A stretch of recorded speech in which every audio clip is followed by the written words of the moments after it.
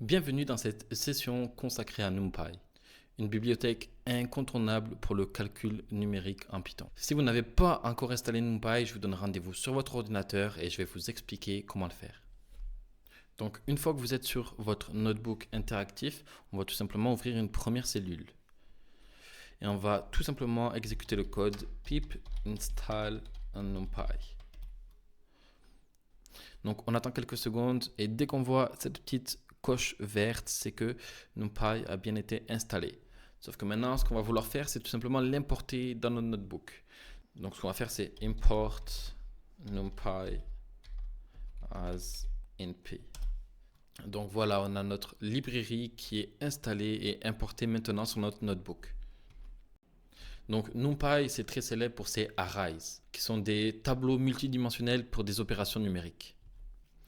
Donc déjà, ce qu'on va faire dans un premier temps, c'est créer un array simple. Donc on va déjà tout simplement créer la variable. Donc on va l'appeler tout simplement array. Et ensuite, on va se servir de NumPy, donc np.array. Et là, on va mettre des parenthèses et des crochets. Ensuite, on pourra rentrer la data que l'on veut. Donc par exemple 1,2, 3, 4, 5. Et puis ensuite, on va pouvoir tout simplement afficher notre résultat avec un print. Donc on aura l'array à l'intérieur. Et on va avoir une liste comme celle-ci, tout simplement. Et maintenant, ce qui va être intéressant, c'est qu'on peut faire des opérations sur toute cette liste. Donc par exemple, on va pouvoir ajouter plus 10 à tous ces nombres.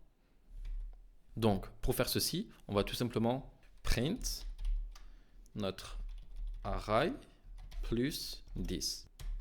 Et donc on va afficher le résultat et là on aura 10 qui s'est ajouté à chacun des nombres de la liste.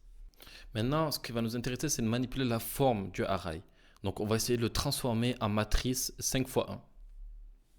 Donc ce qu'on va faire tout simplement, c'est créer une nouvelle cellule. On va faire tout simplement le print.array. Mais nous, ce qui va nous intéresser, c'est de changer la forme. Donc ce qu'on va faire, c'est un point rowShape. Et ensuite, on va tout simplement préciser dans les parenthèses qu'est-ce qu'on veut qu'on ait en rowShape. Et donc nous, ce qu'on voulait, c'était du 5 par 1. Et donc du coup, je vais pouvoir tout simplement lancer ce code et on aura la forme de notre array qui a changé et qui est passé sur une matrice 5 x 1. Donc le but de NumPy, c'est d'exceller dans les calculs mathématiques. Et donc ce qu'on va pouvoir faire par exemple, c'est calculer le sinus pour chaque élément. Donc là, on va encore faire une nouvelle cellule.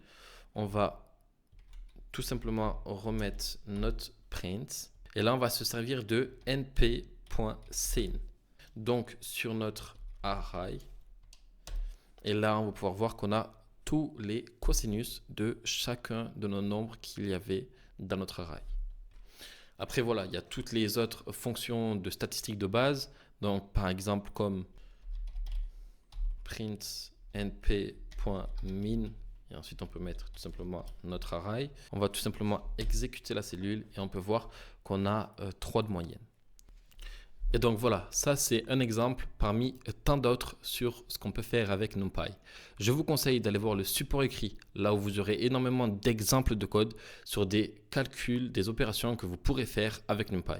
Sur ce, je vous attends pour la section 3 où on va parler de Matplotlib et toutes les visualisations de données.